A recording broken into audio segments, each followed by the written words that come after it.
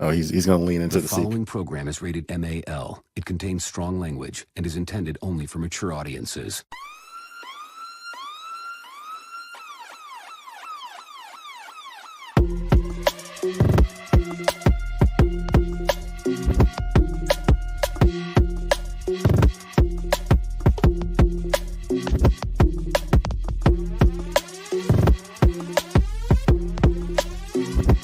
The show that gives you everything and nothing at all.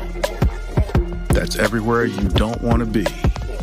It's Ruben, Mo B, and on the ones and twos, AG.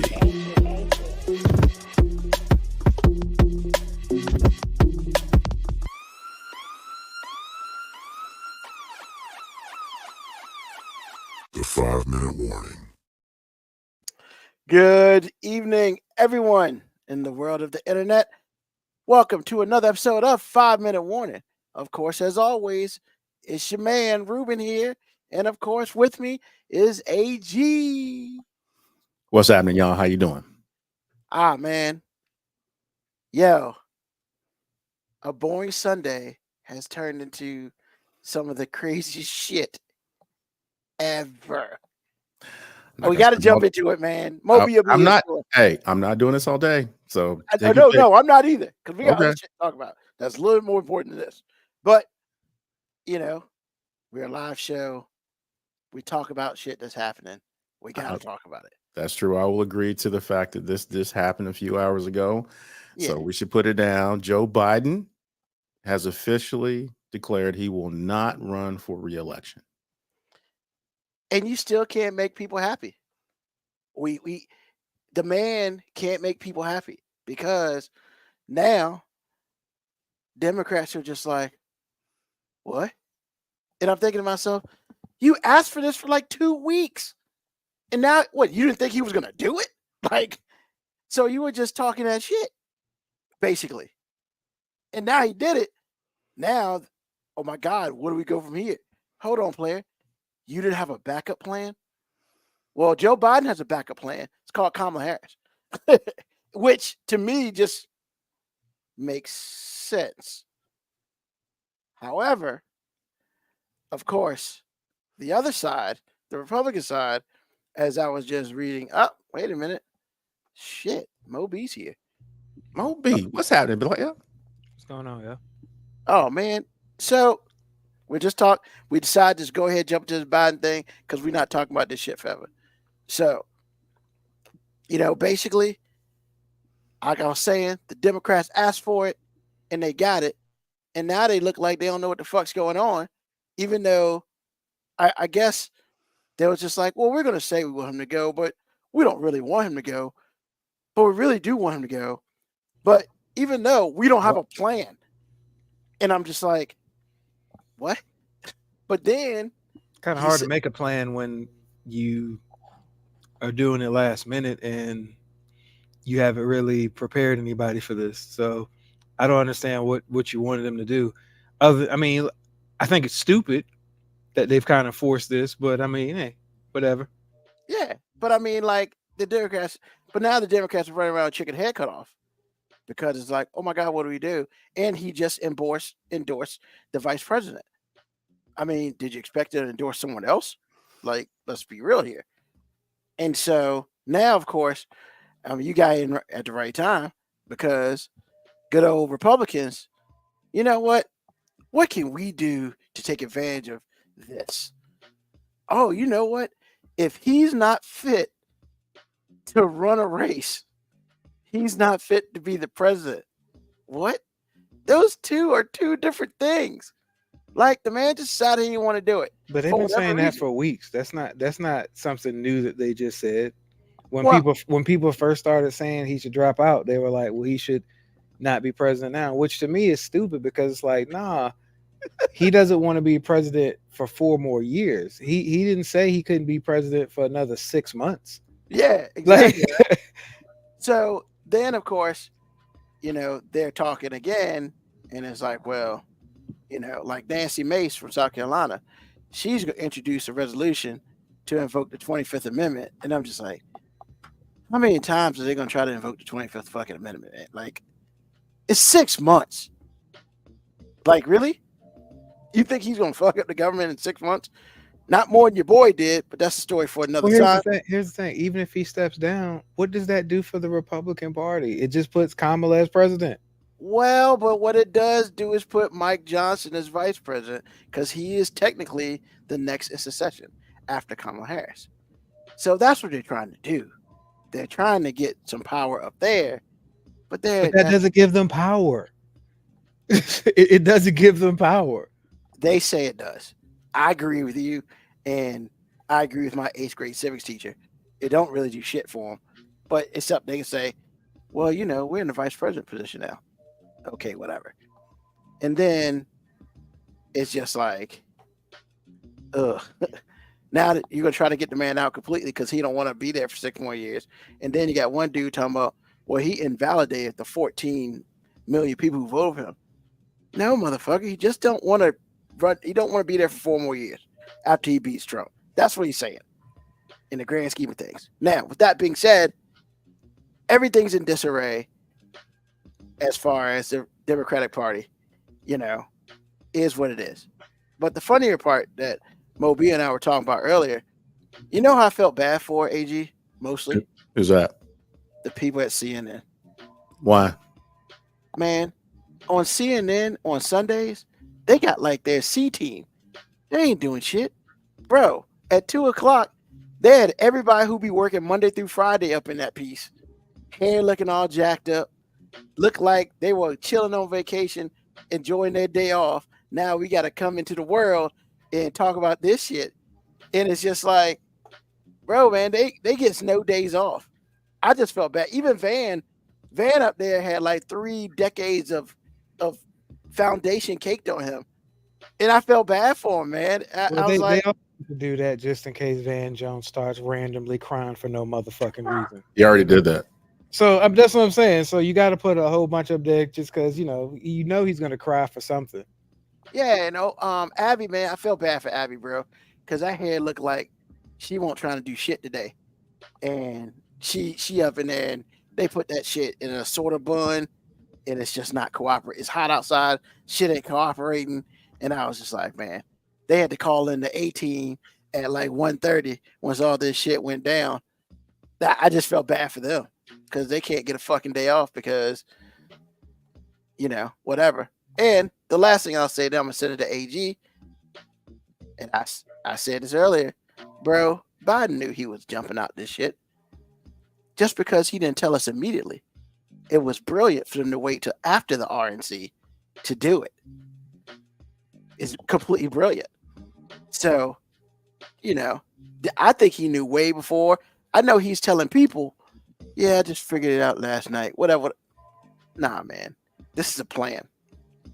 This is a plan. They knew probably 2 weeks ago, but they were just like, no, don't do it now. Wait till after the RNC. Don't give them motherfuckers nothing else to talk about. And that sort of thing. And AG, I will pass it to you for your opinion on all of it. You didn't have to. I heard it, and I've said all I needed to say about it before because I knew this would eventually happen. I don't think it was planned. I think that he felt like, you know, it's better to try to salvage some sort of stability in the party because right now we're in disarray. And the longer I stay, the longer this is going to go on. So I'm good. But because the thing was, the only reason he was even thinking about running was because he knows what Trump will do. And he's the only one that they had in the pipeline that was going to even have a chance to beat him. I thought he could have beat him. So with all of that, he was like, deuces. And I told you 2 weeks ago that they were ill prepared. We all agreed that they were. But they didn't do anything in the last 14 days to shore anything up. So Biden was like, and I'm going to endorse Kamala Harris. So that being said, if you like what happened today, go vote. Don't sleep. All gas, no break. If you don't like what happened today, same thing. Go vote. All gas, all gas. Because I promise you right now, if I were to predict who was going to win right now, Trump by a landslide. Because of this. The 4% that you talked about a month ago, those people like any human being, will make bad choices to make instability stable. They will pick stable over good decision making every time because that's who we are as people. Yeah. I mean, this is not a political statement. I always like to go to the human part of it. And the human part of it will always say, or most of the time say, I want to go where it's comfortable. Whether it's good for me or bad for me is immaterial. I want to go where it's comfortable. And right now, the Democrats can't offer the country any of that. They they were like with their, pitchforks and torches. And now it's like, oh, he actually quit. What are we going to do now? Now, I've already said what I said about Kamala Harris, too. I don't like her. However, what I'm not going to do is vote for Trump because I don't like her. I'm going to ride with her. I'm going to cape for her as hard as I can because I know what the alternative is. So, again, if you like what happened today, if you don't like what happened today, go vote. All gas, no brake, because this is going to be tight. Because it is completely unstable right now. I am 55 years old in a couple of months, about 3 or 4 months. And I'm telling you right now, this is the most unstable I've ever felt being an American citizen, politically. So get your popcorn ready. This is going to be exciting. Either way you vote, this is going to be exciting. True. So all I got to say about it. Nothing else to say. Awesome. I mean, I just want to make sure Moby gets anywhere as he want to say in. If not, we can move on. Hey, look, man, it's the most exciting part of this race is going to be the news people talking about it, because come election time, ain't gonna be shit exciting about it.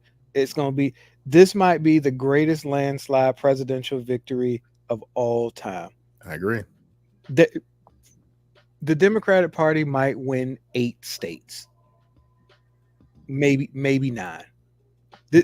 You're going to see you're going to see states that the blue has barely kind of taken over in the last couple of elections, and you're going to see all them motherfuckers flip to red. Because like I told you earlier, it's not that, because you made the statement that a lot of people were afraid that people weren't voting for Biden because he was too old. And what I told you is like, no, there's nobody who was not going to vote for Biden because he was too old. These were just people who were looking for a positive reason to say why they were voting for Trump.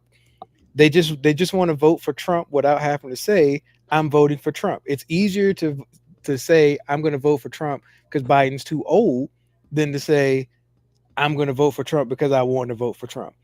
So now a lot of those people are just going to be quiet now. They're just going to quietly say nothing and go vote for Trump. Or what's going to happen is we're going to see the lowest voter turnout ever, because there's just going to be some people who are just checked out. There's some people who are just looking at it now and they're just like, I already didn't feel good about the candidates, and now I still don't feel good about the candidates, but now I just don't have any faith in the system, period. So why am I voting? For what? For what? I mean, yes, I get when everybody says, hey, go vote. Your vote matters. It absolutely does. I'll say it. It absolutely does. Except for this time, it really ain't going to matter. Trump going to win. Because if there just ain't enough people with good intentions for the political party to actually do anything.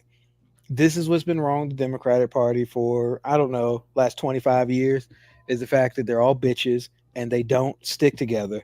They're looking for any reason to stab a motherfucker in the back. The Democratic Party is like high school girls. They can't wait to turn on that bitch. They can't wait to stab a bitch in the back. They can't wait. There were so many people in the Democratic Party that's been itching for a reason to stab a nigga in the back. And when Biden couldn't finish his sentence, they was just like, gotcha, bitch. Agreed. Well, the one thing we can definitely say, these hoes ain't loyal. That's what we can say. That's what we can say about the Democratic Party. These hoes ain't loyal. I love that. These hoes ain't loyal. That's not what I was gonna say, but that does apply. That does apply. But no, we're in some unprecedented waters. It's gonna be interesting. I mean, like AG said, get your popcorn ready, because honestly, if she does win, greatest shit in history. I don't think my opinion is I'm going to be the positive guy here in the what they'll call me the non-realist, and I'm fine with that because that's No, what I'm not gonna call you non-realist. I'm gonna say you're right. If you're gonna say that there's a chance that this might all work, then you're just being the eternal optimist, and I love you for it, man. I wish I could like steal some of that optimism because I just ain't got it, man. You don't wish that. You don't wish that. No, I do. Like, because I'm not one of those people that think just because you're optimist that means you're just naive. I mean, sometimes it takes a little bit of naivete to be optimistic when there's no reason to be optimistic, but there's also like a tremendous amount of hope that you have in your spirit. And God bless you, man. God bless you. Look, we all know what that means. Well, I didn't say bless your. I didn't say bless your heart. I said God bless you. You know, well, actually, that's kind of interchangeable, but I understand you. But I mean, here's the thing: like, we know that once again, the Democrats will have to do the greatest job ever. Can they do it? Can they do it? Yes. Will they do it? That remains to be seen. Ruben, sometimes past performance does predict future outcome. Yep. Sometimes. Actually, a lot of time. But a lot of times it does, sir. But it always is a chance. You are on a yellow brick road, aren't you? Once again, I live on a yellow brick road, man. Actually, you're in the poppy season because you about to fall asleep. You can't believe anything you're saying right now, can you? You believe yourself? He said there's always a chance. There's always a chance. I'm the eternal underdog. So you're saying there's always a chance that people in the hell might get that water fountain? Yep. Possibly. Okay. Understood. Love you for it, man. I mean, look. Cousins for life, right? homie. I mean, that's what it is, right? You know? It's because, man, for me, it's just, it's not worth me thinking all the negative shit that's could or will happen. So it's like you gotta if Trump wins, Trump wins. We had 4 years of it. Can we live through 4 more? We'll find out. We're gonna have to, or you could move to Canada, but we're gonna have to. So but here's the other thing.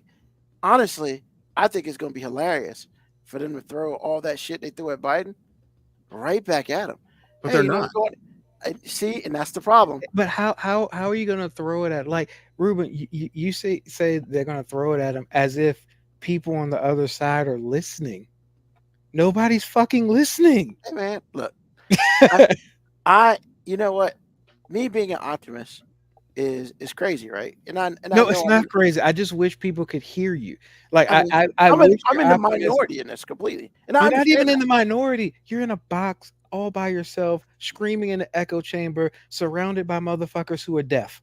Like nobody's listening, and I'm fine with that. Nobody's listening. Actually, there is a difference between not listening and being deaf. Yeah, but he's right though.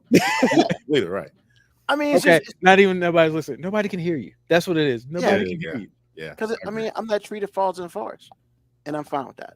You know, and I do believe the tree fell, no matter what I heard or not heard. Yeah, I mean, I understand what you mean, and really, what I was saying about voting is me agreeing with you, but it's just like some days, man, it's like, and it wouldn't even be as bad if I thought that the Democrats actually had a plan, which they had 4 entire.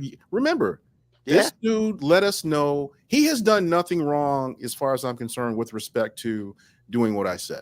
He let us, at first he said he only wanted to run for 1 term. Exactly. And the only reason he wanted to run for re-election is because that fool has a great chance to win and he knows it. That and the Democratic Party won't ready. Well, see, that was my point. They had 4 years to prepare. I agree. And now they got to prepare literally in a month. I think what happened is, I think somewhere in there at the beginning of Biden's term, I think the Democratic Party really did not think there was ever a chance that Trump would show up again. Even though we all knew Trump would show up again, it was like they were like, nah, he ain't gonna run again. And then when a couple Republicans started to kind of talk against him at the beginning, they were like, oh, see, the Republican Party is going to have to shift to somebody else. You remember that dude in Florida we used to talk about? DeSantis? Like, remember how they was like, hey, man, the Republican Party is moving to DeSantis. Yeah. All right. And then Trump said, nope, let me unzip my pants real quick and let y'all know whose dick y'all are still sucking. True, but it's true. We talked about on the show. Yeah. Because there's not one Republican that can divorce themselves or herself from him and still succeed. It Not is so one. bad. Yeah, so I bad. mean, Nikki Haley, don't like her, but I mean, she's got bukkake all over her face. bro. I'm just letting you know, man. It's just like, And the crazy you know- thing is, as much as she speaks out against him, she still votes with the party on every Exactly. single thing. She just Right. out loud talks about him, Uh, but then she still goes and does exactly what everybody else is doing. bro, that was the most painful watching her speak last week at the RNC. You could see the pain on her face just speaking. Like she wanted to just be like middle fingers, throw up, everything. Yes, Her he deserves face- to die, and Yeah. I hope he burns in hell. Hell. but you know what? But Guess she what did it for the group. She sucked it up. Exactly. And She actually, you sucked know it up. what? I wish the Democrats were had a little bit of that. Once again, them hoes loyal, man. Exactly. They might talk Yeah. shit behind your back, but when it's time to show up, they all show up. Exactly. Yeah, so we need to talk about that to begin the show, just because that shit just happened. So now we'll get into the show. Part of the shit from last week that we didn't get a chance to go over. But then I hit her with a question this week, which I know everybody's excited to answer, because part of me is curious. Now, which one? Because both of them are pretty cool. I mean, yeah. So first of all, what's going on, Black Patricia Adams? Thank you for everybody joining us today. Yo, I mean, we hit you with the appetizer. We're gonna hit you now with some real. So we're gonna rock 2 questions of the day.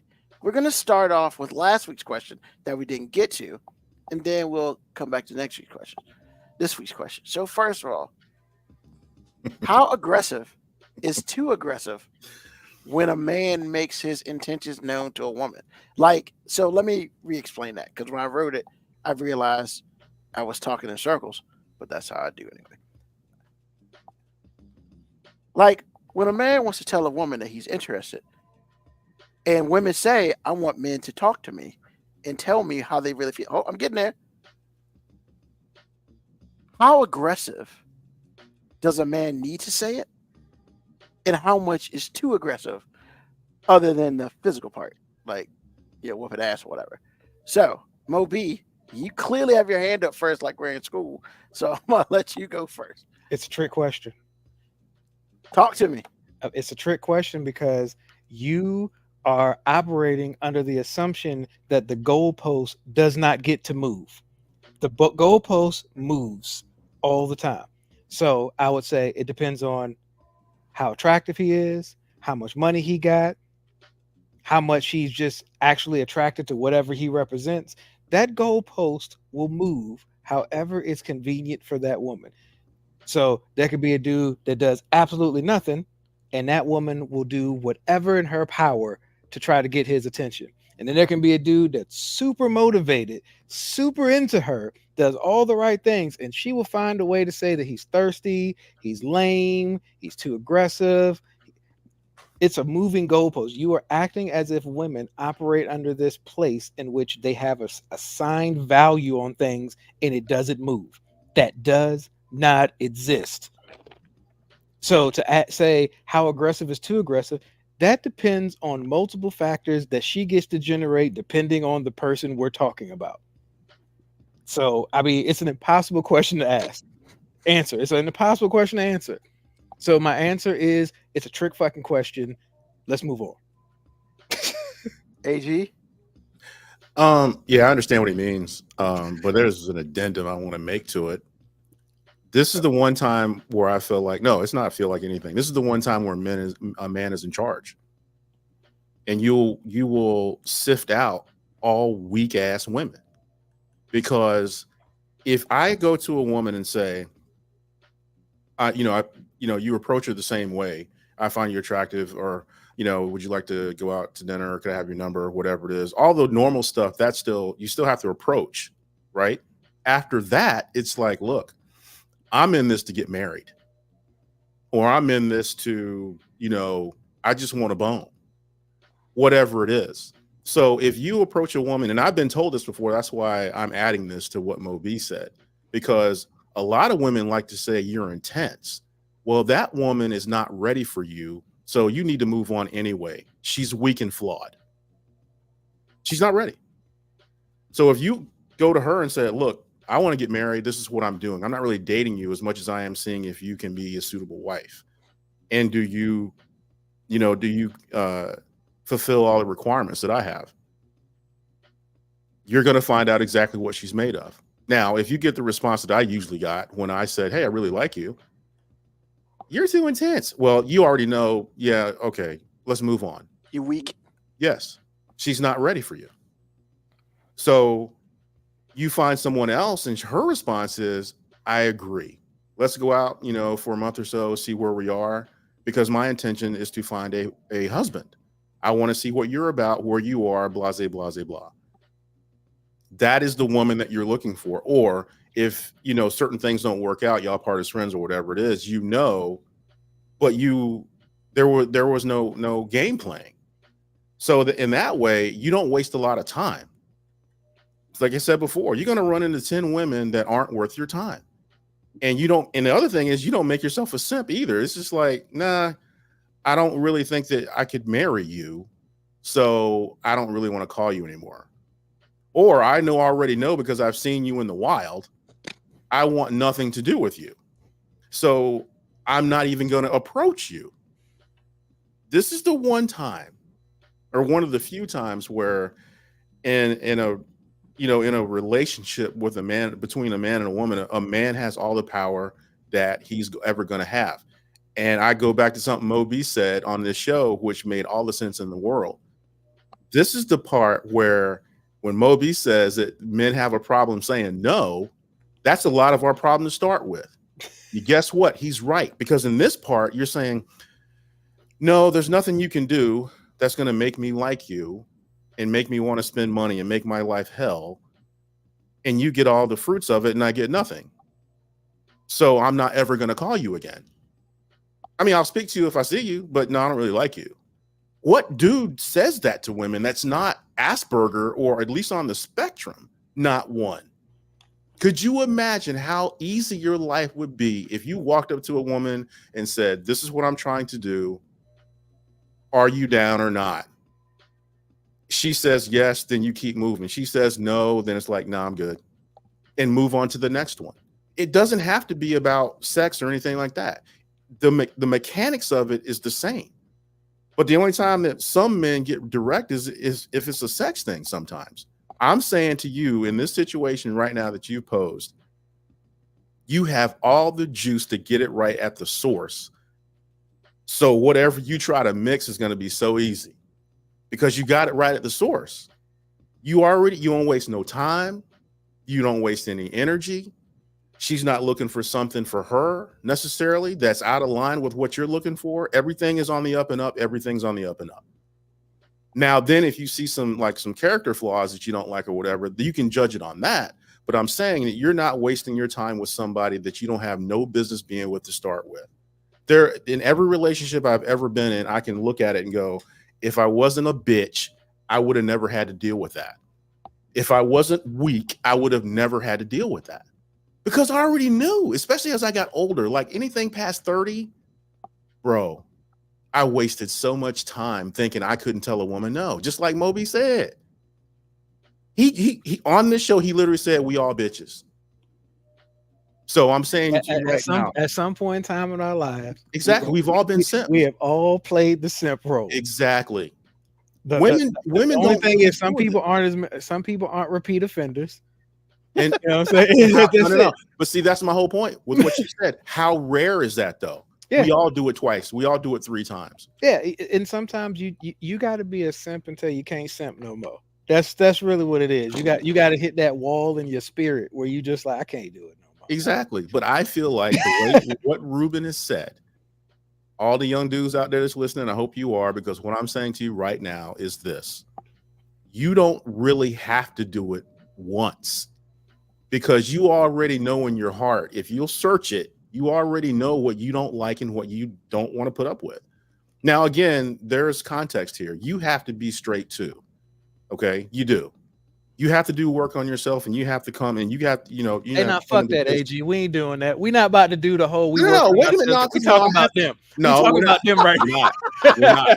We're not doing that. We're not. But I do agree, though. I'm not gonna spend a lot of time there. All I'm saying is to add context to this. Know yourself. However, once you get there, if you don't like her because she did something, don't call her anymore. Tell her to get a fucking Uber. Get out of my car. I don't really care. Because see, now we're equals. I don't have to take you home. I don't have to buy you dinner knowing I don't like you. And then, are you serious? No, I'm not buying you dinner, and I don't even like you. I don't even like you. In the wrong direction though, because like the idea of like being aggressive or too aggressive. I promise you guys out there, the only time you'll ever be called too aggressive is if she just didn't want you. And the only time you'll be called passive is if for some reason she discovered that you were better than she thought you were, but you're not paying attention to her anymore. So that as soon as you say, hey, I'm interested in you, and she kind of gives you the push off, or, I'm not ready, I just want to be friends. And then as soon as you curve and go somewhere else, and she looks, oh shit, you are kind of a solid dude. I wish you'd have been more aggressive. Why can't dudes just say what they want? Bitch, he did say what he wanted. Exactly. You won't listen. And ain't nobody got time to be trying to negotiate matters of the heart. Like, if you negotiating, you're already losing. Exactly. And I think that's what AG's saying. Like, as guys, we do a lot of negotiating. And it's just, we're negotiators. We're logical people. We feel like, hey, if she says I'm coming on too strong, that means I did something wrong. Therefore, I need to readjust how I'm doing things because, if I do these things, then she will all of a sudden now like me. When we know that's not how humans work. Typically, that's just not people work. They have that statistic they used to say all the time that women know within the first 30 seconds if they want to fuck with you or not. Like, so what I'm saying is on that 31st second, get the fuck about. Just bounce. Just stop wasting time. And here's the thing. You don't have to do it in a mean, disrespectful way. In fact, it hurts. I found in my experience, it hurts even more when you do it in a really respectful, lackadaisical way. Like, hey, that's cool. You ain't want that from me. I respect that. I'm gonna go over here. And then she calls you or something and say, hey, no, I don't, because what I want to do is not what you want to do. And I'm not about to whore off my time for you. Like, look, we all gonna be simps in a relationship. That's just it. But if I'm gonna be a simp, I'm gonna be a simp somewhere where I'm at least appreciated. You know what I'm saying? I'm a simp on my own terms. You know what I'm saying? I'm gonna be nice, respectful on my own terms. Like, no, you can go kick rocks. Like as that skit says, when the chick had the flat tire and he tries to say something to her, and she's like, I got a boyfriend. And he's like, I was just trying to say you got a flat tire. Can you help me? Nah, bitch, call your boyfriend. That's somebody that's not a simp. But we all respond, male and female respond to that situation Moby just put out there. It was on a reel that we've all seen. We all go, ouch. Why? Number one, you should have a job and you should have AAA. Be prepared. Be prepared. When I saw that, I was like, I'm telling you, man. If affairs of the heart, women have a decided and almost unfair advantage. However, you can neutralize all that by just not calling it half of it no more. If you're not good enough, which most women are not good enough, then it should be easy to say no, but you're responding emotionally. You're responding to all the things that you've been taught that you can't do this to women. You can't say this. No. Number one, most women aren't good enough for you to start with. Because again, going back to the context I was giving that I wasn't supposed to give, and I'm going to give it again. You've done all this work to be able to be worthy of any woman. And she's still flipping fries at McDonald's, virtually or real. She doesn't bring anything to the table. She doesn't even know how to be a good wife. She doesn't know how to do anything well. So why are you with her again? I'm not real sure. So again, like I said, to be able to look at a situation and go, no, thank you, is the most power any man ever has, because it shuts down anything a woman could say because she's not around to say it. And KBIACO is so right. If I had the mentality at 22 that I have at almost 42, oh man, so much of some of like the worst moments I've had with people of the opposite sex would have been avoided, not because they did something wrong or anything. They were just being themselves. Is because we would have never been in that situation for any of that to happen. Because I would have been like, nah, this ain't worth it. Cool, I'm out. Like almost every bad relationship moment that most people have, if you really look at it objectively, 10, 15 years later, you go, you know what? That shouldn't even been a situation because I just shouldn't have been there. Like I just shouldn't have been there. Oh, definitely, most definitely. All day. And here's the thing: I'm not shading any of the women I'm talking about. I played an equal role in that shit. But what I'm saying is, what I know now, we just wouldn't have made it there. It would have been like, nah. And maybe we could still be cool afterwards because we would have cut it before we did all the stupid shit. We'd have cut it before. Well, on my end, because we would have cut it before I would have had held a grudge. I don't hold grudges anyway, but we could have actually moved forward amicably as responsible adults, but we don't do that. Especially guys. Guys, I heard somebody say it, and I didn't want to agree with it when he said it because I'm a dude, and I was like, I ain't want to agree that this dude said something that was profound about negatively affecting me. But he said, most guys would actually rather be hurt than be vulnerable. And I was just like, damn, you're right. I put up with a lot of stupid shit because I ain't want to just be like, hey, man, I can't do all this. Or, hey, this ain't worth it for me. Or, hey, man, I ain't got it. Like, I know what you want in a male partner, and that ain't me right now. And I'm not about to be out here doing all these gymnastics for something that I ain't right now. Or maybe never will be. But, somebody in the chat said, what if she got that good? That's what the fuck happens. You basically say, you know what? I will be miserable 80% of the time for this 20 to 30 minutes of paradise bliss that I get when I bust this nut. And immediately after I bust this nut, I will be like, man, I shouldn't be with this chick no more.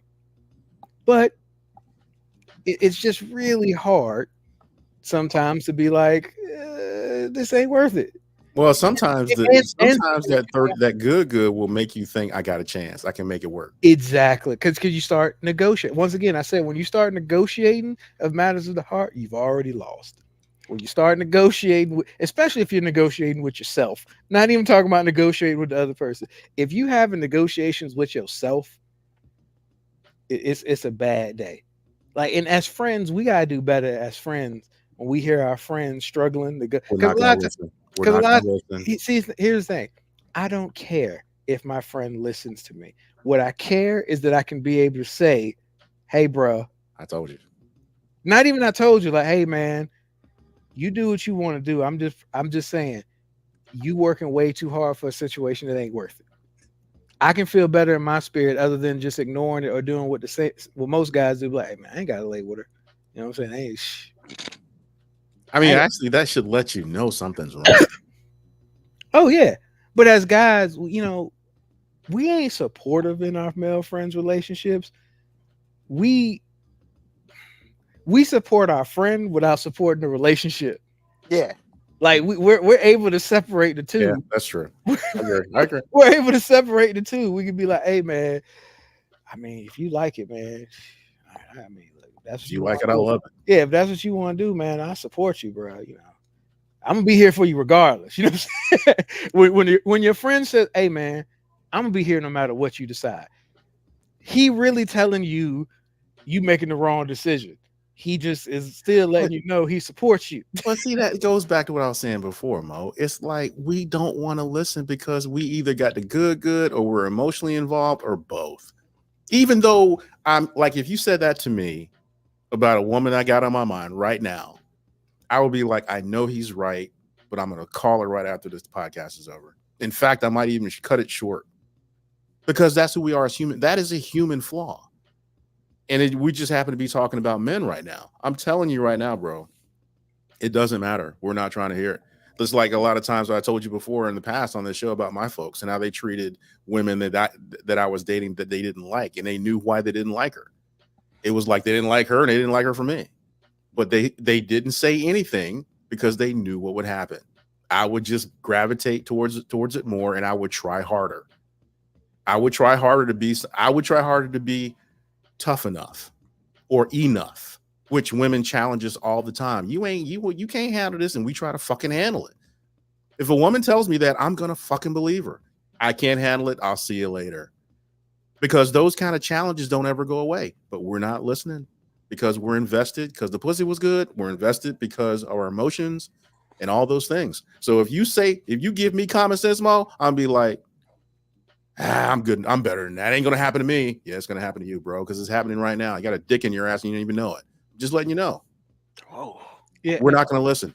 And I'm going to co-sign on that, AG, because you're right. And I'm going to say, as the young people say now, when I hear them trying to be positive each other, so young kings out there, young kings out there, if a woman says you ain't strong enough to deal with her, she's right. Get the fuck out. Exactly. Get the fuck out. Stop taking steroids, sir. Because keep it at some point in time, your masculinity should not have to prove its strength to femininity. It should not have to prove it. If you've got to constantly prove yourself to someone, why? And young queens, if you have to prove that you're submissive enough for somebody's ego, then you should. If a guy says you're not submissive enough, but he's not saying it from a position of control, leave. He's right. You're not submissive enough. You're not submissive enough for him.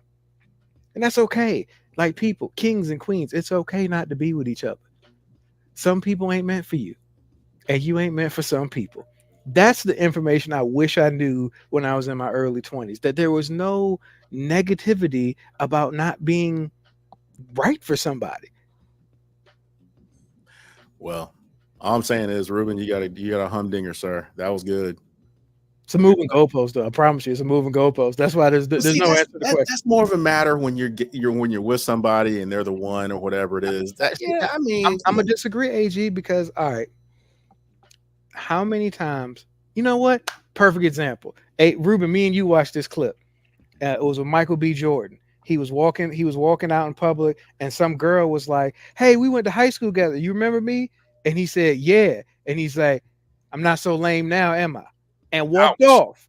And we was like, "Damn!" But what happened is, back in the day, her goalpost for him was like, "Hey, you're not cool enough. You're not doing all these thugnificent things. You're not doing all this. So you're not aggressive enough for me. But now that you somebody, hey, why weren't you more aggressive towards me?" It's a moving fucking goalpost based on her desire for him. That's true, but I still say that now that he's the motherfucking man, and you know what? A lot of people will say that's ultimately petty of him, and I'm gonna say, fuck that. You're absolutely right. That shit is beautifully petty. Is it petty though? No, it is petty, AG, because he didn't have to say anything. He could have walked away. He could have just said, "Yeah, I remember you," and kept it moving. But nah, he was like, "Nah, bitch, I remember you. I remember you vividly." He remembered her so much that he remembered that at one point in time, this chick called him lame. He was lame. Yeah. Which at some point in time, he probably thought she was cool. Yeah, he probably used that to, kind of move forward his career. He probably did. Because there's some things that women have said about me that I remember this day. Then it's just like, yeah, that was probably fuel to his fire, sir. Yeah, buddy. So ladies, I'm glad he didn't say bitch, even though I said it like 3 or 4 times. But that's just because emotionally I felt kindred spirit to him. Wait a minute. How can you say that? Wait a minute. I just said it. Did you say that? I mean, I don't know her name, but he did. So I'm glad he didn't say bitch. Sometimes and it's so surprising with somebody that it's in a house full of women. You say it with such zest. I'm just saying. Here's the thing, AG. I can say this, and you know what?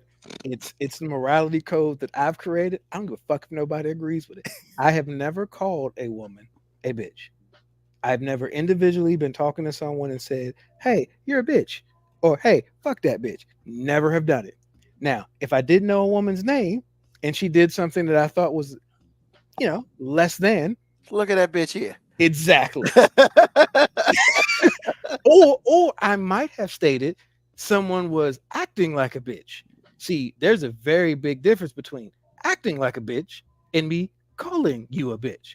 Because you might be a respectful young lady, but in this present moment, you are in fact acting like a bitch. You know, if I colored you white and said nigga, you'd be yeah. All right. Once again, I understand the morality code I'm just might not be justification for enough people, and that's okay. That's okay. I live my life based on my own morality code. I'm just saying, man. And I can honestly say, never out of anger have I been arguing with a woman and said bitch. Never in spirit have I been talking about somebody that like did me wrong. There was a woman and I knew her name and I was like, that bitch. Never have I done it, AG. But all I'm saying is that hoe over there did something disrespectful to somebody else. Man, fuck that bitch. You know what? FDB. The only thing I'm saying is almost like a white person be like, "Hey, no, man, I didn't say you was a nigga. I just said you was acting like a nigga." See, my fellow white comedian Gary said this shit, and I was like, "Hey, man, Gary Owens was somebody was like, you mean you ain't never said nigga?" And he was like, I mean, I listen to rap music too, and I be in my car. Yeah. And here's the thing, I can respect that because he's not calling anyone a nigga. He's not even referring to black people as niggas. But if the song is nigga, nigga, nigga, and he's in the car, I don't feel like he should have to look over his shoulder and see if somebody is reading his lips while he's driving in his personal vehicle. I'm not debating with somebody who I can't win a debate with. All I'm saying is some hair splitting, but I get you. It's still hilarious. I am okay with my hypocrisy. Yes, you are. Well, we discovered that last week, so understood.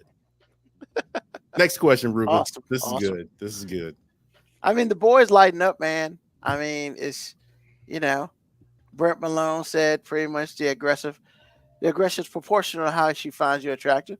Very true. Or your status. Yep. Yeah. Same K. thing. Biacco did say, be a simp, own your simpness. It ain't tricking if you got it. He can't get down with that. I mean, look, I actually feel like some parts of me hates the fact that we've glorified simping. But part of me is also like, hey, man, if that's what you are, that's what you are. You know what I'm saying? Like, I'm not mad at you. You got to own that shit. You might be fucking the game up for the rest of us. But, I mean, look, man, that's just what it is, man. It ain't your job to make the game easier for everybody else.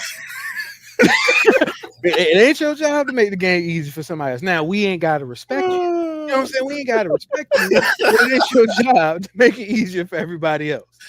So what I'm saying is, if some rich dude wants to go to the club and buy the bar out, spend a whole bunch of money, and leave with a couple women, like, I can acknowledge this nigga out here simping his best life.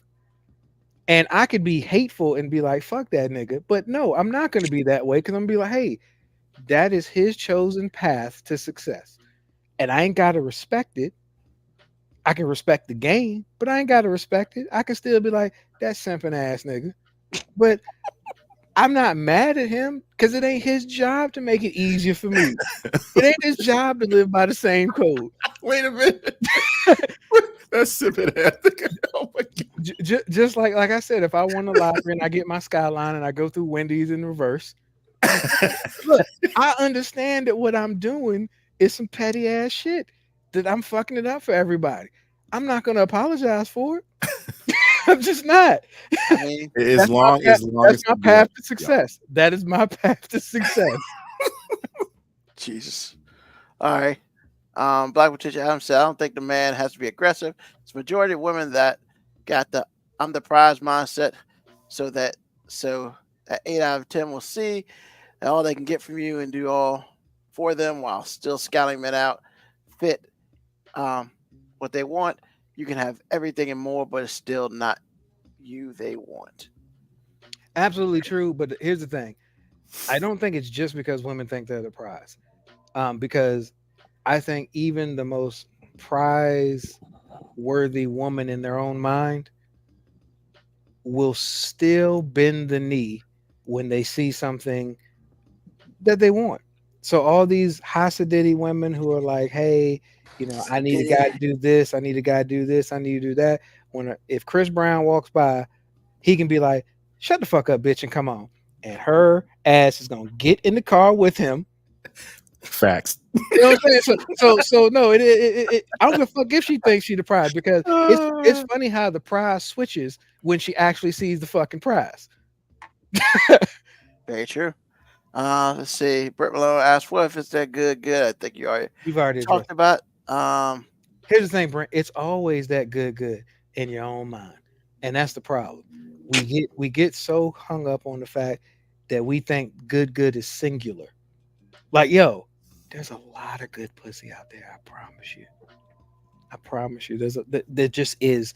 It's the statistical inevitability that there's other good pussy out there. It's the law of statistics, man. It just is, man. Wow. So when that woman's acting like she got the best pussy on earth, I promise you, statistically speaking, you're probably wrong. As Maury would say, you know what I'm saying? The result, and you are not the best pussy in the world. Like, you're just not. You're not. Wow, that's cool. It's not cool. It's statistics, man. Yeah, I get it. Kevin Yako said, when you move on, just don't get out and run away. So you don't get so like Jonathan Majors. Yeah, I feel bad for that guy, but I feel for that guy. Yeah. If we all had as nons when we were in a dating game, that's right. And not even assaulting them, right? I don't remember what that was about. He did. Shout out to Young Bloods. Hopefully they taking all this in. Yeah, Young Kings, man. Young Kings. Young Kings are not going to take it in. Yep. And then he reminded everybody that AG's bringing back all the pegging because he does that. That's what it's like when you're a simp, man. It's dick in your ass. Just don't know it. Just think you're constipated. That's all. Jesus. And of course, BMA hates, screams I'm toxic. Here's the thing. I actually don't have a problem with women saying, I know I'm toxic. I actually appreciate that, because that, unfortunately, once a woman yells out, I know I'm toxic, then the men instantly become the problem. Because if somebody's saying, I know I'm toxic, and you're still trying to pet it, like if when a venomous snake curls up and hisses at you, you shouldn't then go try to pet it. But yet we do every time. Exactly. That's why I said, once a woman says, I know I'm toxic, she's no longer at fault for anything that happens after that. Because if a nigga can hear and you still chose to ignore, hey, personal responsibility. We say it all the time, man. That's Sometimes right. you got to be accountable, man. That's right. If a chick is yelling at the top of her lungs at you for no goddamn reason, saying, I know I'm toxic, and you're still sitting there, you're the issue. That's your fault. You're the issue. Everything that happens after that. I'm not blaming you. I'm not going to blame you, Ruben. I'm just going to say at this point in time, now you're the issue. Yeah, definitely. Why does Ruben not have to answer the question? Because Ruben asked the question. No, Ruben he's the doesn't moderator. Ruben doesn't answer the question because Ruben doesn't want to answer the question. It's not about being a moderator. It's because me and AG, in the course of answering questions, we say a lot of things that might upset people or might get us looked at with the side eye. And Ruben is still in his bitch acidness, and he don't want to disappoint nobody up here. He's that guy that we talk about that doesn't want to say no, that doesn't want to disappoint anyone. So Ruben's just like, hey man, I'm gonna let you two be the bad guys because hey, you're already married and nobody, you ain't checking for these hoes. And Ruben's like, hey, I'm still trying to get it in, and I don't want none of these chicks to be mad at me. And you know what, Ruben? I respect it. Well, after that rant, surprisingly, no. The reason why I did not answer the question, because this is one of the few questions that I actually ask, because in my times looking for someone who wants to carry my last name or not or whatever, or just wants to hang out with me, this is important information for me. And so yes, I didn't answer your question because the question was my question. Because I still think my answer fits too. I think your answer doesn't fit this time, but I think it fits sometimes. But I usually try to answer those questions. If it's a question that I ask directly, then I won't answer because it doesn't make sense for me to answer it. Get off his back, man. He don't need to answer the question. He asked the question. This is his question. This is his goddamn show. Oh, Jesus Christ. So. But Hey, I tried to get you out of it. I said you're the moderator. I was just saying. I mean, it's okay. He is. He's the moderator. I just was explaining why. But here's the second question of the day. And this is really the important question. And yes, this is another question for me because this has been in my heart for a while. And I felt like it's just time to ask the question. You got hate in your heart, let it out. And that's why I'm letting it out right now. Yo, man, the one thing that kills me the most is that you want to be a boss. You want to be independent. Women want to be independent. They want to be bosses. They want to be all this. But then they turn around and say they want a man to lead them. I don't understand. Like, do you want a man to lead you?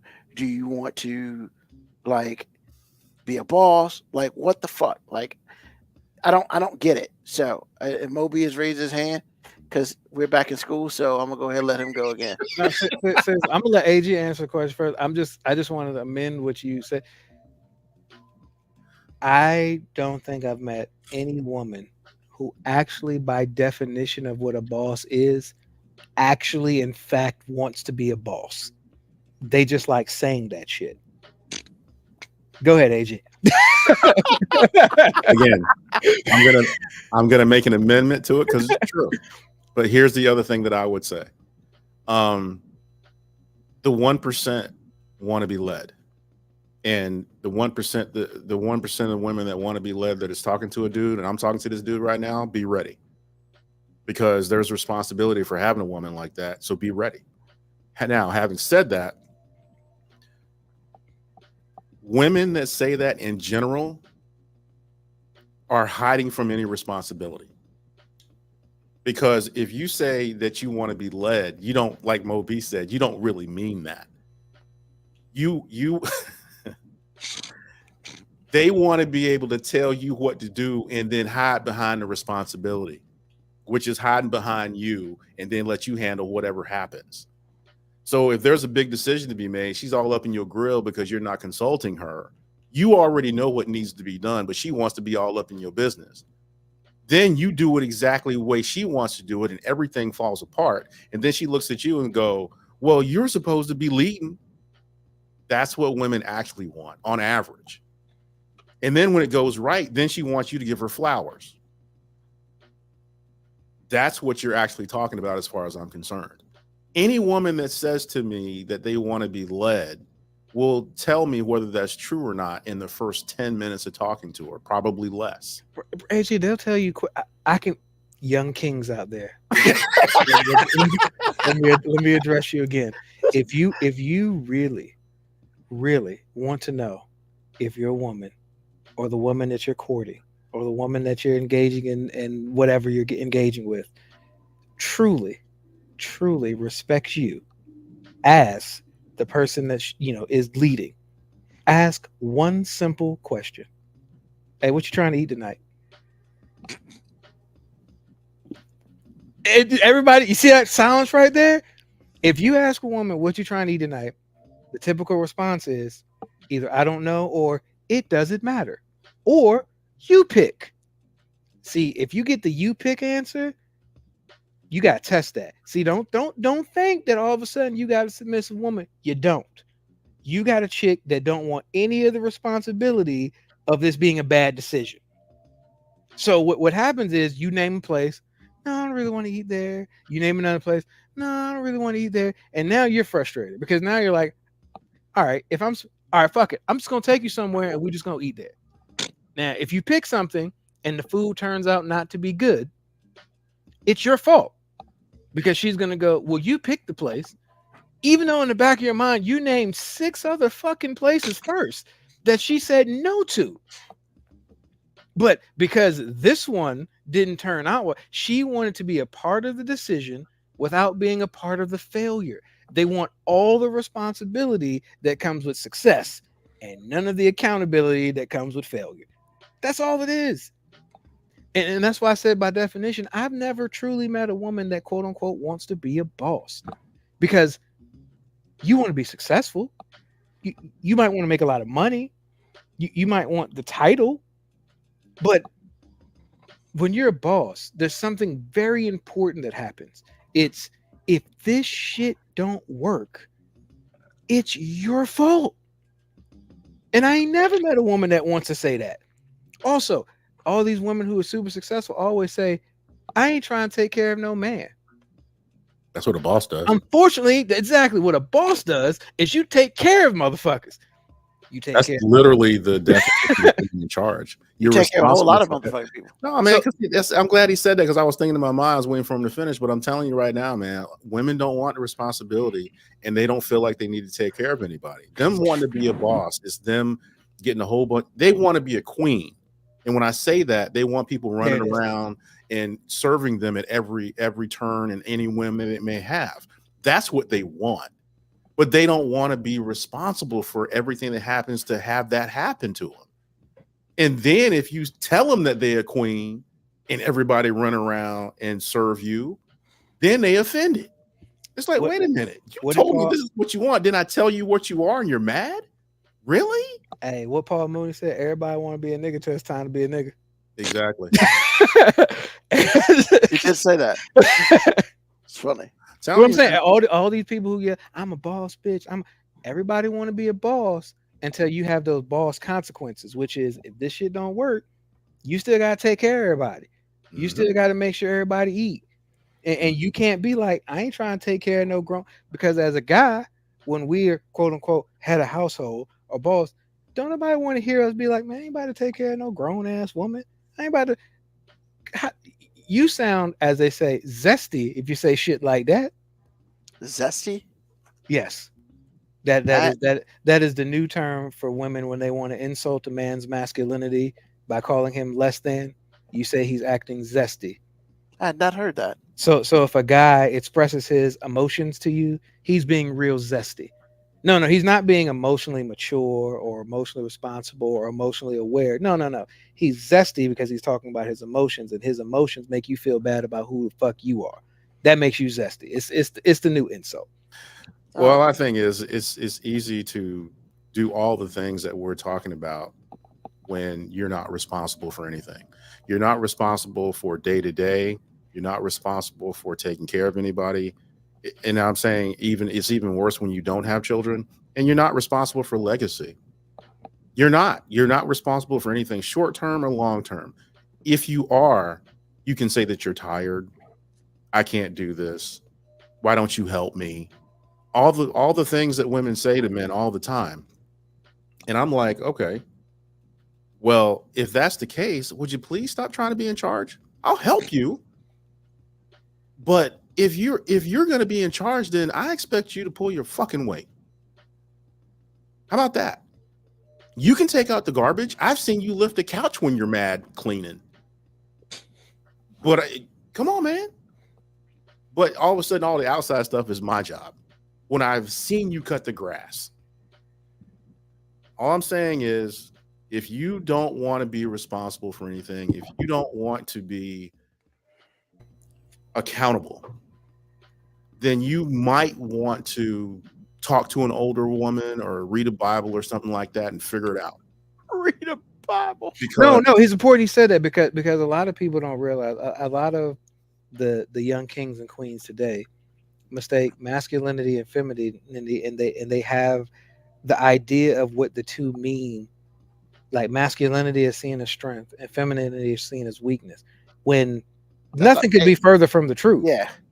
Like the Bible, all in the Bible, these women in the older generation, as AG say, when you talk to older women, they realize that the thing that these wives did really, really fucking well back in the day was, hey, I know my man's out here taking all of these licks.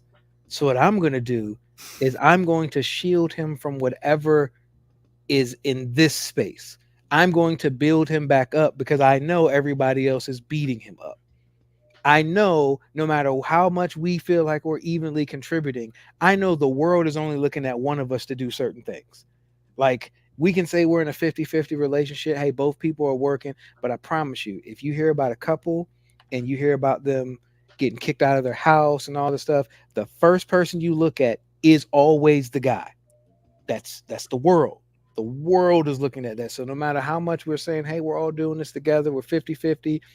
Yeah, at the end of the day, those older women also understood, hey, we know who is getting beat up by the world. So what we're going to do is we're going to make sure we're not part of the beating up process.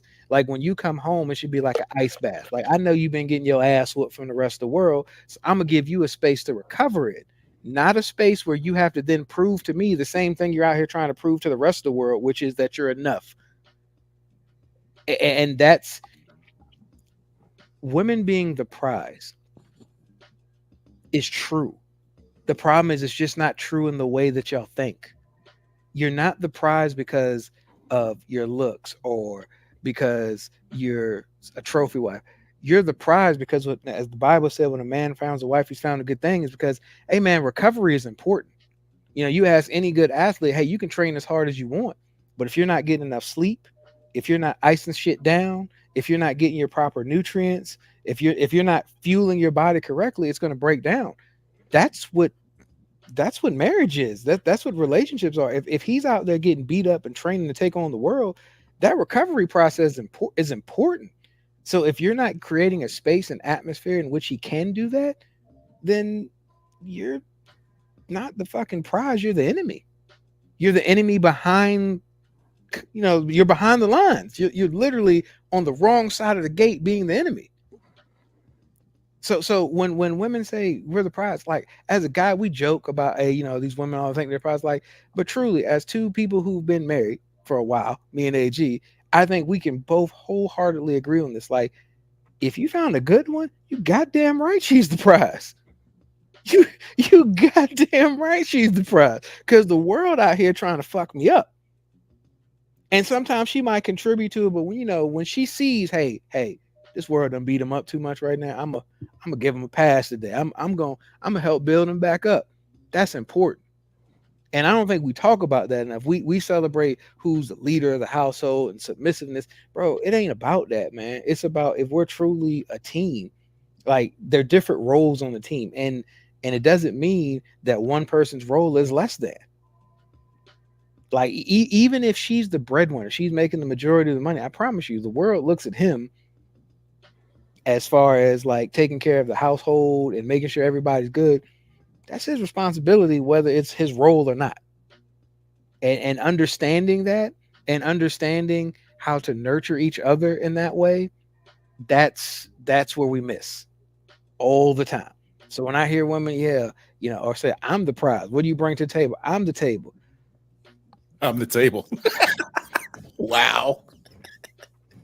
Oh man. No, because if I say what you bring to the table and all you say is yourself, you're just another fucking mouth to feed. Like I don't need any more people at this table. This table is fucking full. When I ask you what you're bringing to this table, I mean, how you gonna help provide for the rest of this goddamn table? Well, you're supposed to be a man. It absolves you from any responsibility, Ruben. Absolutely. It does. Because they can always say, and it's true, well, you the man. Okay, that's true. And then after she says that, if you're not married to her, drop her like a stack of bricks. And Ruben, just know you can never say, but you're the woman for anything. Nope. For anything. Nope. And that's where the moving goalpost comes in. That's why I said what I said. Because usually this happens in a relationship, and you're kind of in the relationship, and then you'll find this out later, which you kind of find it out in the beginning, but you'll find it out later. That's where that goalpost starts moving, man. And when it does, because a real one, the goalpost doesn't move. I mean, we might joke about it, but for real, Lauren's goalpost has been stuck in the fucking ground since we were kids, and it is for real now. I can count on her being something or not. I always know what's coming. Okay, so if we're gonna still say football terms, what I'm gonna say is even the realists, they might not move the goalpost, AG, but you be on a different hash sometimes and don't know. The angle for this kick sometimes moves. Well, I'll Even if say, the goalpost didn't move, I will, sometimes where you are you know, in well, proximity to the that is goalpost. very true. That is very true. And I will say this: at least for me, she will say she ran the wrong route. She will. She'll be like, it's on me. I ran the wrong route. Even though I'm the one that gets hung up with the interception, I threw the pick. But she will say, "Boo boo, I ran the wrong route." Real talk. I got you next time. Sometimes I just miss kicks, man. You know what I'm saying? I missed the kick. You know what I'm saying? I'm just saying. So I got a real one. All I'm saying is, man, like I said, most women, 99% of women don't really understand what we're talking about right now. And they're the ones that, they want to lead some stuff until it gets hard. That's why it always makes me laugh when women are always like, we should lead this and we should lead that. And the first thing out of a woman's mouth when she's working or whatever it is, I'm tired. Help me. Help you. Are you serious? I thought you said we were equal. If we're equal and we're the same, I don't remember dude never saying that out loud. So just saying. All right, AG, I'm reading what Black Morticia Adams said, and I'm gonna say what I feel about it. And I feel like what she just did there, and she doesn't even know it, is she created an environment to move the goalpost. Because anytime I hear somebody say, when a woman feels secure in every aspect, we have no problem being submissive. Yeah, I've heard that before too. That's a moving goalpost. Because first of all, there's no way I can ever make you feel anything you don't already want to feel. I can't make you feel totally secure in every aspect. I can't.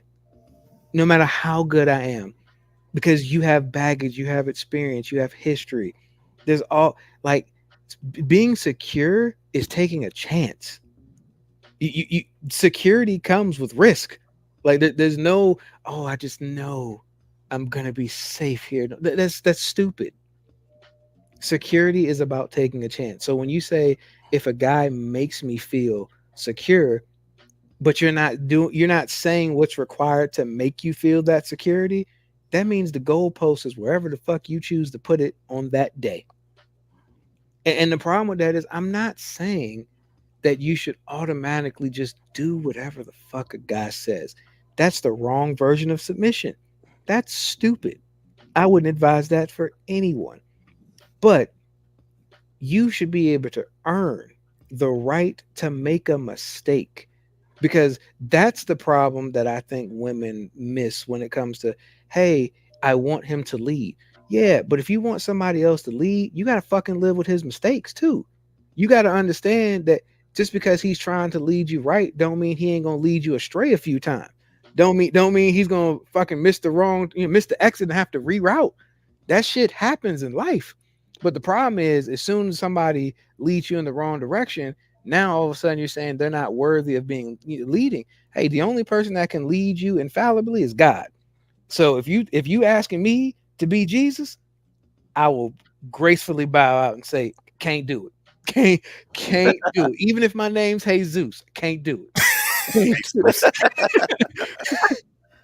And the other thing too with that is most people, this is not even a woman thing, but it leads to it. Human beings want to be able to trust, but they are not good at trusting, because really the submissive part is this is an all things being equal type of statement. The dude has to be right. Okay. Now, having said that, you submitting to me means I'm responsible for you. That means when you hide behind me, you're not going to be able to see over me ever. You're trusting that I'm going to do the right thing, and you are busy behind me doing your thing, whatever that is. You're not going to be able to see, because every time you try to see something, some get jacked up. You're not going to be able to see over me. You're going to have to trust that I'm doing the right thing. That is hard for anyone to do, certainly for a woman to do in this situation. I mean, the Garden of Eden, if you believe in that, should tell you everything that we're saying right now.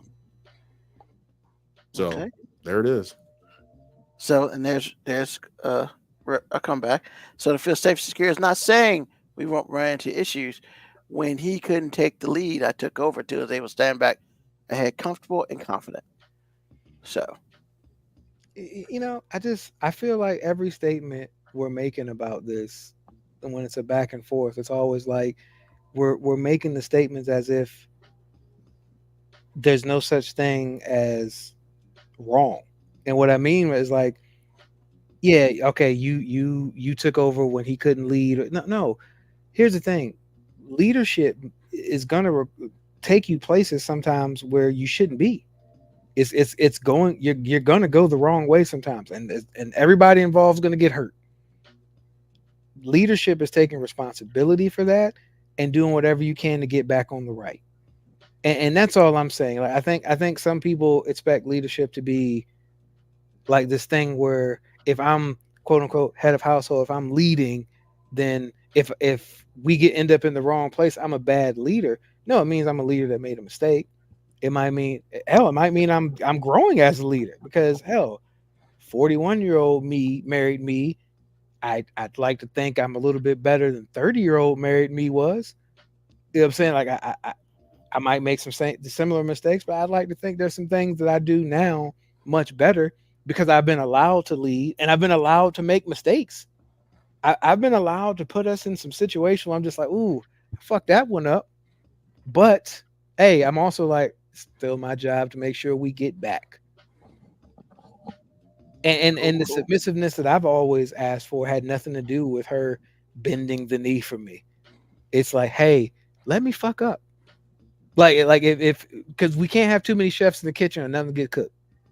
So like, hey, if I'm cooking, like let me do the seasoning, let me do this. I got this. If it turn out you don't like it, I'll fix it next time. You know what I'm saying? But like you got to let me finish the meal first before you try to correct me on it. Let Mo be cooked. That's what it is. Especially if there's a grill involved. Yeah, I got you. Kaviako, sometimes they be sending them guts and wins after the balls kicks. Yep. And of course, Bull Cowboy and Mo B we trust. Should be on a dollar bill. Please don't do that. I will fuck this whole shit up. Ladies and gentlemen, that's honesty that you would only get here on 5 Minute Warning right there, buddy. So awesome. I appreciate y'all. Could I once again that's another question I had because it's like, you know, well, I want my man to lead me. I'm just like, how about we just do this shit together? Like, that's okay, isn't it? Like, what the fuck? I guess the advice I would truly give the young bloods out there is, as a guy, if you're really trying to quote unquote be a leader in the relationship, be willing to make a mistake, be humble enough to admit the mistake, and be tenacious enough to grow from the mistake. Because inevitably you're gonna make a mistake. You know what I'm saying? That's just what it is, man. Yeah. All right. Cool. Thank you, gentlemen. Thank you. Hey, AG, man, what's on your mind, bro? It's going on the piggybacking with the lead thing. When you're teaching somebody something, or you are a type of person, and people usually teach other people how to be them, as opposed to teaching them concepts. And then you drill it into them. You say they're soft, you say they're this and that and the other. So they finally learn it. And then they give you, what you've been teaching them, basically putting a mirror up in front of your face. And then you don't like what you see. Then you get mad at them for doing what you told them to do. Yeah, you might want to rethink your position in that person's life, sir or ma'am. You spent all this time teaching somebody instead of concepts, how to be you. And then when you see them in the world, or where they regurgitate it back to you, then you're mad. I think you might have a problem. So be aware when you are in a leadership position, try to be the best you can be so you can be the best leader you can be. Because inevitably, whatever you're putting out, somebody's going to give back to you. So just be aware. That's what I got. Awesome. Thank you, AG. Mo B, man, what's on your mind, bro? Being aware of my impending doom as a human being. Truly grasping the fact that I'm getting old and I'm probably closer to death than I am to being born again. Like I just want to take the time to acknowledge that in my life, I have done two amazing things. One is a consequence from the other.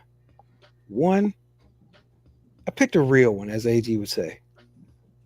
And two, my balls created two incredible human beings. Like this is grade A sperm. We're talking here, like bro, sometimes I look at who my daughters are, and I'm just like, I cannot believe 2.5 minutes of greatness created such wonderful things. Like I just can't. Like I never thought the best part of my O face would be like two unbelievable human beings, man. But like, and I get sad because I'm like, I really understand when they be like, man, it goes by quick. Cause I'm just like, man, I kind of miss when they were like super little and used to get excited about the smallest shit on earth. Like I'd be like, hey, we're gonna go to the park for 20 minutes. Yeah, you're the greatest dad in the world. Now it's like, sure, we can go somewhere if you want to. I don't care. Do whatever you want.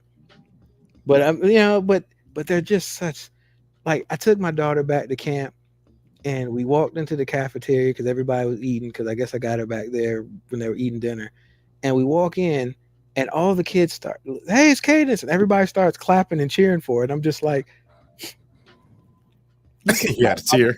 you came out of my balls, and now people are giving you standing ovations for walking in the room. So does that mean your balls get a standing ovation too? They don't need it, man. I'm comfortable being behind the scenes, man. like we know what created this, man. I know, look, I'm not ignoring the other 23 chromosomes that came from my life partner. I'm not. I'm simply saying they were in my balls first. Therefore, the process started with me. I'm not touching any of this. I'm just not going to touch any of this. I'm just saying, like, look, it's magnificent because, like I put too much out there. She wasn't even supposed to be able to get pregnant. She was still on the birth control shot. Boom, pregnant, super sperm, baby. Like my sperm was literally wearing a cape. It was wearing a cape. Yeah, let's do it, man. I can't with this dude. Okay. And they're such unbelievable people, and I don't know where the fuck they got that from. Because, like, I mean, their mom's alright, and I'm me, but they're great. Mom's alright. Just never mind. Here's the thing. She's an awesome mom, but I'm just like, as human beings, if she really takes a step back away from herself, she'd realize our kids are already better than us. Just at life. Like, just at life. Oh God. All right. I mean, look, they can fuck it up when they become adults because, you can do that still. But as of right now, I'm like, hey, we gave y'all the right chromosomes to work with, and y'all have balled out of control with this shit, man. So many ball references. I mean, would you prefer testicles? I mean, okay, I can say testicles. I mean, I'm just not going to say anything. I mean, look, my sperm count might be done right now.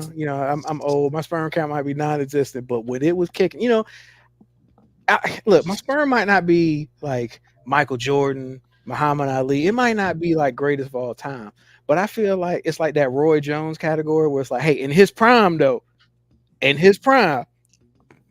just saying he might have had the longest career, you know what I'm saying? It might have trickled off towards the end, but in that 4 or 5 year span when he was at his prime, that nut was kicking, bro. That nut was kicking. And that's all that's on my mind, man. Like, sure, reminiscing about my nut at its prime. God. And honestly, if you think about like an athlete's career, most athletes, your prime between like 26, 31, that's when it starts to taper off. Like, hey, had both my kids right in my prime too. So like, hey, that nut was as good as it was ever gonna be. And they're proof positive. All right. Shout out for Wonder for nurturing this good sperm. You know what I'm saying? Like, shout out. Wow. I'm just saying because the sperm can't do nothing without some good eggs too. I'm saying I'm not trying to say I did everything. I'm just saying they were with me first. They were with me first. We just hanging around talking about dick titties. Hey, look, if your dick titties could create life, we wouldn't have to talk about it. But your dick titties can't. Ours can't. All right. Even if you don't have dick titties, but my dick titties created life. So they're amazing. One might be a little bit bigger than the other one. They're starting to hang a little bit lower than they used to. You know what I'm saying? But hey, overall, they've been awesome, man. These Hey. are winners. Pegging and dick titties. All right. I said that. I specified you didn't have them.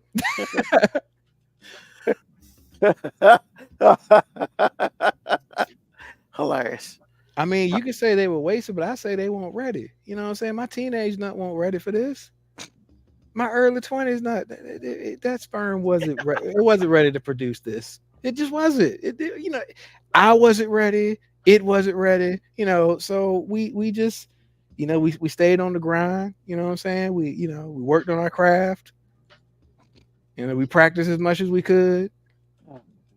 And when it was game time, they made it happen. Yeah, they made it happen. Mm-hmm. Under impossible odds, man. Impossible odds. Well, shout out to Nope, not doing it. Yeah, I did it already. Yeah, you ain't got to shout my balls out. I'm not going to. I already did it.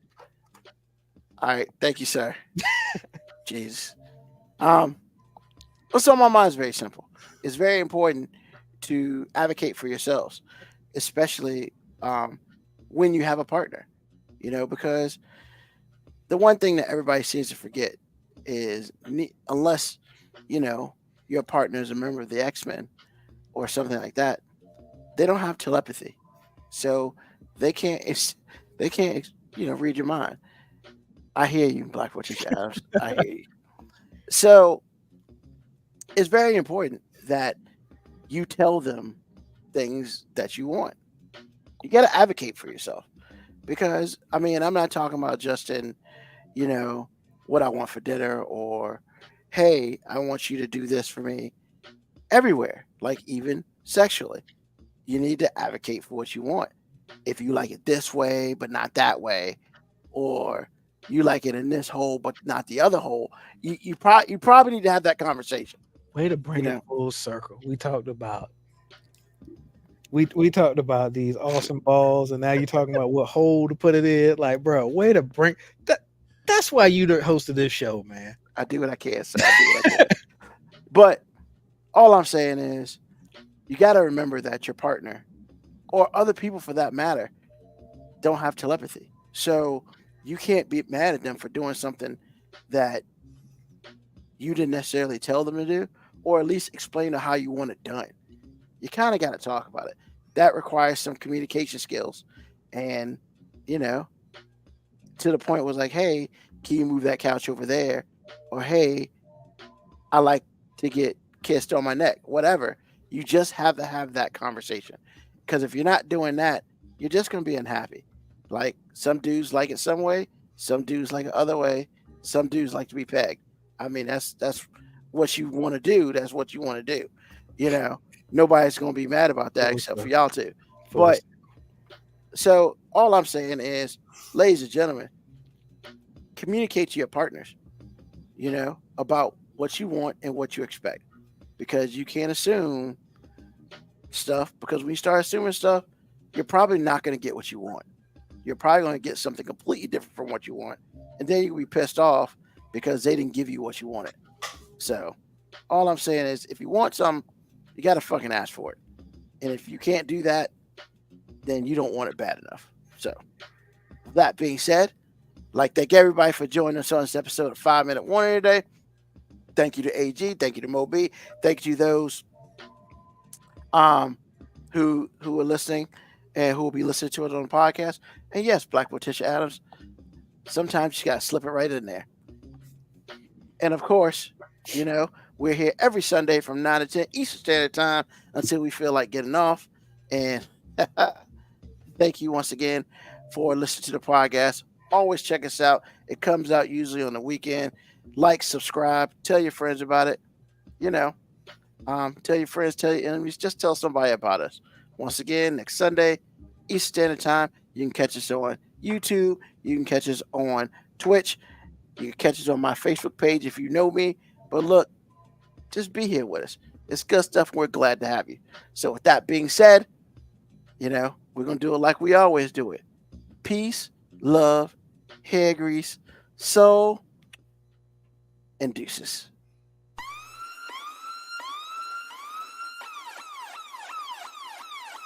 Email us at 5minutewarning19@gmail.com. And also leave comments on Facebook and Twitch. Search 5 Minute Warning. Contact us on Twitter at AG_FMW podcast, at Newsman25, at FMW 2019. Contact us on Instagram, Moby 5 Minute Warning, AG_5 Minute Warning, Newsman25. You can listen to the podcast at Apple Podcast, Spotify, or wherever you get your podcast. Thank you for listening. This has been another episode of